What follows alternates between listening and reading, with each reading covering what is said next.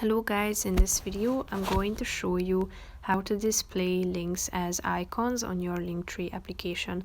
But first I just want to mention, don't forget to subscribe to my channel because at 10,000 subscribers I am going to show you my whole YouTube revenue statistics and growth strategy, how to make money online. Now let's jump into it. First of all, open the app on your phone, then click on the More button down below on the right side corner of the screen. After that, click on social icons down below. Here you can set the icon placement above links or below links.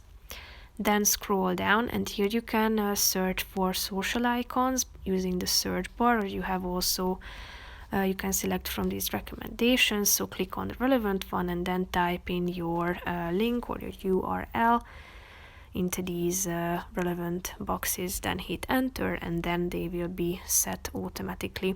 So that's pretty much it for this video, guys. See you in the next one. Bye bye.